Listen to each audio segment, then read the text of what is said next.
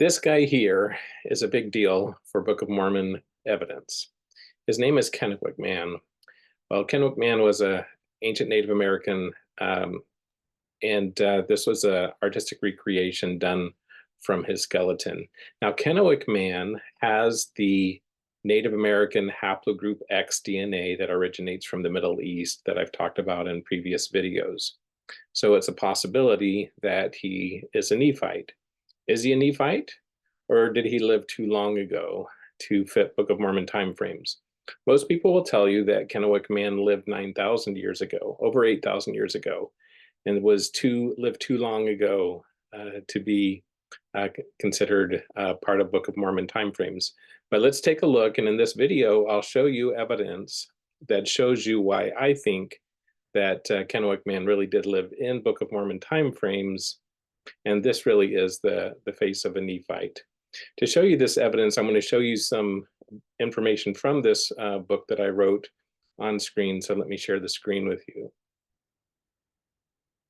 Okay, so I've pulled up on the screen a picture from my book, and it helps you. The first thing I want you to do, which will be important, is to visualize and understand Kennewick Man, where he was found, what his burial was like, and what the surroundings were, because this will be important to visualize and understand, to then understand how we can know how long ago he lived. Okay, so Kennewick Man, as I said, is an ancient Native American. His skeleton was found. What happened was, this is in Washington State along the Columbia River. The river had eroded away part of the riverbank, had kind of gradually expanded and eventually eroded away the area where Kennewick Man's skeleton had been buried. And he was found in the water. So when his body was found, he was not actually in the dirt, but his body was found in the water and had eroded out from the riverbank. However, what they then have, this is a picture of the riverbank, when they tested his skeleton and they tested the sand that and the sediments that were stuck to the skeleton, they could match those in the riverbank, and they could tell where, what depth he was found and so forth in the riverbank. So this here is a visualization to help you see where the skeleton was found, where he had been buried in the riverbank prior to being washed out. Okay, so when they found Kennewick Man's skeleton, they did carbon dating for him. And if what you will see is that in the mainstream, they will say that Kennewick Man lived over 8,000 years ago and that this was shown by carbon dating. However, there were actually 20 carbon date tests that were done for Kennewick Man. And those carbon date tests produced a variety of dates. And several of them actually fit the Book of Mormon time frame. So what I'm going to do is I'm going to show you, this is just going in my book. Okay, so the carbon date test result for Kennewick Man produced a variety of dates ranging from 2,100 years ago, or 2,170 years ago, before present, to 8,400 years before present. These were done, these are radiocarbon dates, they have to be calibrated, but regardless, what you get from this is the first, so several of the dates, the youngest dates, the most recent dates, reasonably fit within the Book of Mormon timeframes, and then the remaining dates are too long ago.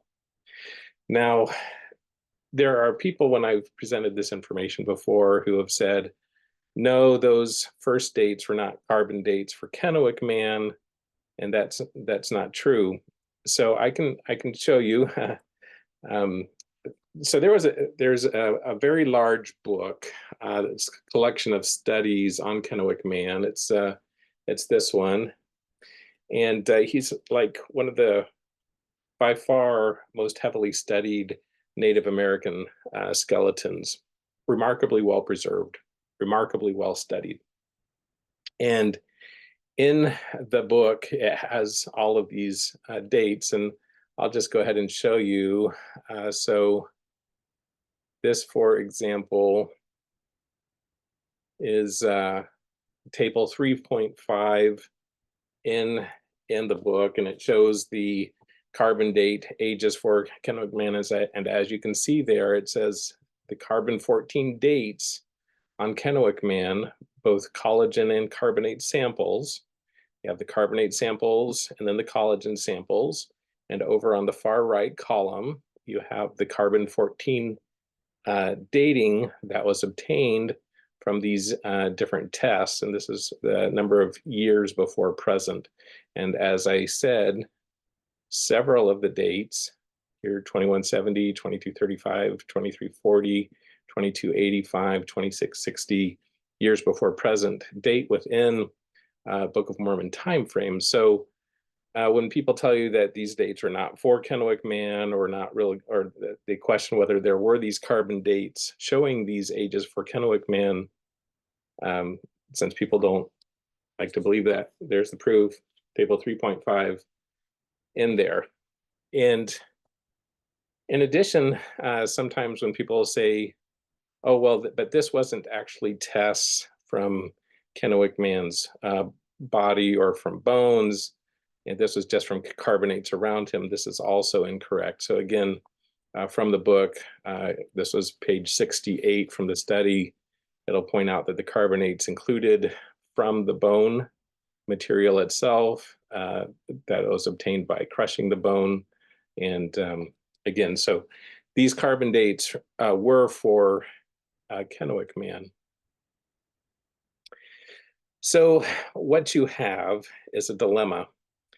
They did the carbon date testing for Kennewick Man. They had several dates that test 2,000 some years ago, and they have a number of dates that test over 8,000 years ago. This might surprise many people. How is it that you can have carbon dates that can vary so widely? And this is not uncommon. When this happens, it's usually caused by contamination from water.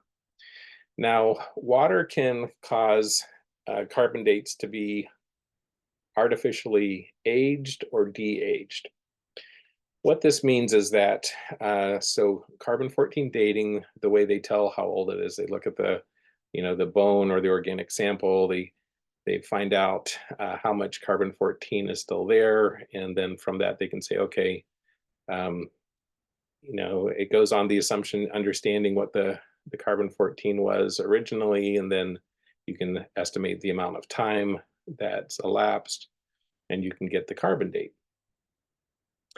However, if that bone, body, organic sample has been contaminated with water, that can change the date, the apparent age that shows up in the testing. And this can happen both to make something look too old or too young. And it depends on the amount of carbon that's in the water. So for example, if you have a body that's buried and you have some recent water that drips down, and you get contamination where it interacts with more recently living plants, then what you can have is water with a really high recent carbon content, and that can make the skeleton look more recent. The carbon content in the water can contaminate the skeleton. Now, on the other hand, you can also have water that has a really old or low carbon content, and for things that are immersed or interact with this low, old type of water, you can have artificial aging where something looks much older than it really is. And in my book, I give some examples of this. There are a number of incidents here in the footnotes there on the screen. You can see a few of them where they've tested living fish or just recently dead marine animals or substances, and what they'll know that it's that it's actually recent, or even still living in one case. But when they do the carbon date testing, because it's been in some very old low carbon water, it'll test remarkably old. So, for example, in a glacial lake, this is glacial. So imagine ice age, glacial, very old water that's drained, and you have this remaining glacial lake. So this very old low carbon water, and they're testing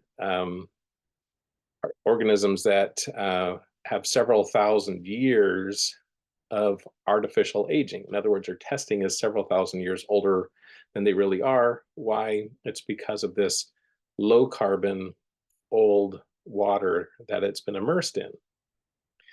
So with Kennewick Man, we have the question. We have old carbon dates, we have newer carbon dates, some that are prior to the Book of Mormon, some that fit within the Book of Mormon time frame. Which are correct? Is it an instance of where the newer carbon dates are incorrect and he really is older? Or is it an instance of the older carbon dates being incorrect and he really is more recent? And so that's the question. And what I'll do is we'll go through a little bit of evidence related to Kennewick Man to decide which is it, which is correct, the old carbon dates or the new carbon dates.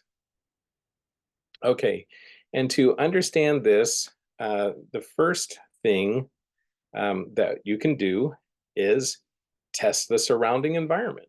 Okay, and they did that. So again, for Kennewick Man, again, showing where he was, they could test the sediments, they could tell where in the profile of the riverbank that he came from. When they did that, they found that he tested about 70 to 90 centimeters below, which placed him just below a volcanic ash line, a volcanic ash layer from Mount Mesama. I call this Mesama ash event. Now, they date that Mesama volcanic explosion as 6,700 years ago. Okay, so they have this volcanic ash layer from a volcanic explosion, and he is located just beneath that, within a few inches just beneath this volcanic ash layer. So they know the layer that he came from. Okay, so then they can they can do carbon date testing in the surrounding sediments in the area, and they did that. Now, they took 7 carbon date tests of the surrounding sediment. 2 were just above this ash layer, and 5 below the ash layer, which turns out where he was. When they did that testing, 3 of the 5 dates that were in the area where he was tested impossibly old, showing a high amount of artificial aging.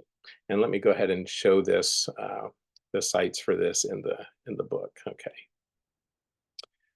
Okay, so when they tested the sediment samples near him, like I said, there are 7. These are the 7 dates that were obtained. 2 of them were above the ash event and so are kind of irrelevant. There were 5 that were in his area. And these are tested as 15,000 years old, 14,000, 12,000, 9,000, and 6,500 years old. Now, they know that 3 of these are impossibly old because in addition to the ash layer just above him, there was another ash layer that was below him, an even older volcanic ash event. And he was testing as even older as something below the volcanic ash layer below him, which is impossible. He has to have been more recent than the volcanic ash layer that's underneath him. That's just logic. You can't be older than a layer that's remaining there from underneath you. So that was the first test. The first test to see whether, that we can look at to see whether the correct dates for Kennewick Man are 8,000 or 9,000 years ago, or something more recent like Book of Mormon timeframes, is to look at the surrounding environments and to see is this an environment that's artificially aged and looks older than it really is? Or is it an environment that's artificially newer and looks newer than it really is?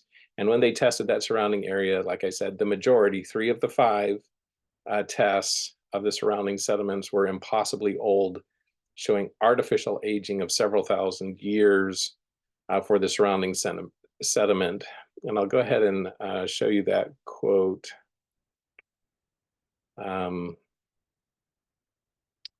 Okay, so there's a citation for it, saying that the oldest 3 dates are impossible because they are older than the Glacier Peak ash date that was below Kennewick Man. There's a citation in the quote, and it's talking about those 12,000 to 15,000 year ages are too old and impossible. Okay, and it explains how this was likely due to interaction with old glacial meltwater for that area. Okay, so that's the first test that you can look at, and that points to artificial aging, which means that Kennewick Man is not as old as they say. Now, there is a second thing that you can look at, and you can because contamination tends to happen, it comes from the outside, so it interacts outside in. Now, with Kennewick Man, for the carbonate tests, the ones that found the more recent dates, I have here a picture. And what you can see is that for the collagen tests all dated the 8,000, pretty much all dated to the 8,000 plus years old. For the carbonate tests, you have several that were in the Book of Mormon timeframes, and then a couple that were a little bit older. And showing where they came from the bone, shows that the exterior ones actually showed older than the ones that were in the interior. So here, for example, is carbonate that's taken from the exterior, and this tested as 3,900 years ago, whereas the carbonate, this crushed bone, that not just from the exterior, but from here, and then some of the carbonate cemented sands on the in the inside of the bone, these tested as more recent. So what this shows is that the exterior gave older dates, interior gave younger dates. Since contamination would come from the outside more than the inside, that indicates that the contamination is making things look older, and the interior parts that are less contaminated look younger. So this is a second test where you can look at and say, okay, this points to him being younger than the carbon date test that we have, and we have a situation where we're getting some contamination that makes things look older than what they really are. There's a third thing we can look at, and that's just the logic of related to his burial. So let's go back and take a look at his burial again. Back up here. Okay, now they were able to determine that Kennewick Man was intentionally buried. He was given a protective burial. So the question is, how do you know that? The way they know that is that they could determine from the way that they found the body that he was on his back, but with his palms down, which is an unusual, on his back, laid flat with his palms down, which is an unusual way to die. It's more consistent with the way you would bury somebody. Lie them on their back, put their hands down. That looks good. That's a more normal way to bury someone. Whereas if somebody were on their own and just naturally died, they would less likely be on their back with their palms down. They're more likely to have their hands up or not lying on their back. In addition, there was no scavenging of the skeleton, and so the bone showed no sign of scavenging or gnawing. So what that means is that the body was likely buried deeply enough that you don't have the smell that attracts the animals to then dig up the body and scavenge. And there's also no breakage of the bone. So you have a very well preserved skeleton that points to a protective burial. Now, a protective burial would normally be at least a couple of feet below ground. Well, that's the thing. So now that we know that he was intentionally buried and protectively buried, which would likely mean being buried at least a couple of feet in the ground, that means that that layer that he was found in was not the age when he died.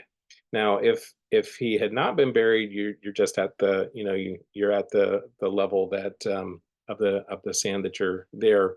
But if you're buried down to give a protective burial, it means you're buried down into soil that is much older and been around a lot longer than present.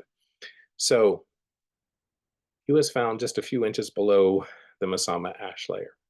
Since he had a protective burial, that means that when he was buried, you had to have been more recent than the Mount Mesama volcanic ash event. In other words, you have to have had the soil built up, and it has to have been a lot more recent than the Mount Mesama ash event, so that you can then protectively give him a protective burial down through the Mount Mesama ash. Remember, the Mount Mesama ash, they date to 6,700 years ago. This means that Kennewick Man has to be more recent than the 6,700 years ago, which means that all of those dates, those 8,000 plus year old dates that the mainstream science has been relying on, they have to all be incorrect, because he's been proven to have a protective burial, which means he had to have been buried after or more recently than the Mount Mesama ash event. He was given a protective burial. He had to be buried down through that Mount Mesama ash layer. Now, that's what logic would say. There is a way to test that, just to see if that's right or not. So if he was buried down through the ash layer, that gives the possibility of having some of that ash layer be on or connected to his bones. Now, unfortunately, he had eroded out.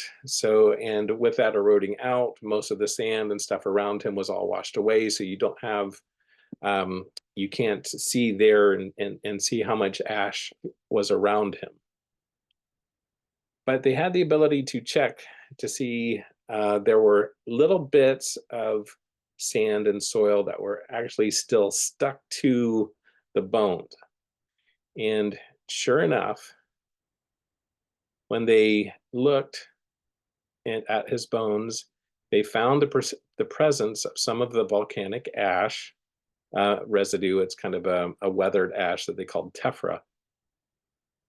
They found some of the volcanic ash that had stuck to his skeleton, found was sediment cemented to one of his foot bones. And here's the site down there, page 46, where it shows that on his foot bone, there was this tephra or volcanic ash weathering, which had to come from the Mount Mesama event.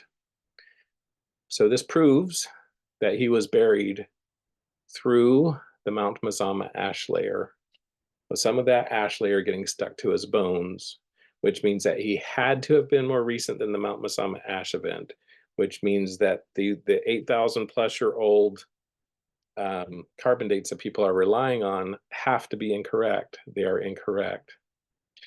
Now, there are some people who have said, when I've pointed this out, that have said, oh, well, this was probably just some groundwater that comes down and it picks up some of this ash, and then it comes down and sticks to a skeleton, and it's this water that comes down that has this more recent carbon date, and that's what's caused the contamination and given him these anomalous carbon dates that fit the Book of Mormon. But that's incorrect, because this is an ash layer that is not dissolvable in water. There's no evidence for water coming down and dissolving this or carrying it down further or lower in the soil profile. In fact, it's a layer, exactly because that's the way it stays. So for this layer, some of this layer to be stuck to a skeleton means that he has to have been died later and buried down through it. Because if he had been buried 8,000 years ago before this Mazama ash, this ash never would have come in contact with his body.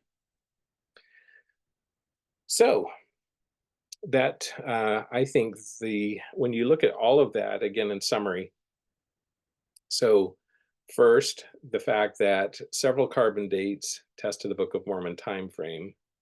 Second, when you test his surrounding environment of the soils, the majority of the soils showed significant thousands of years of artificial aging, impossibly old dates.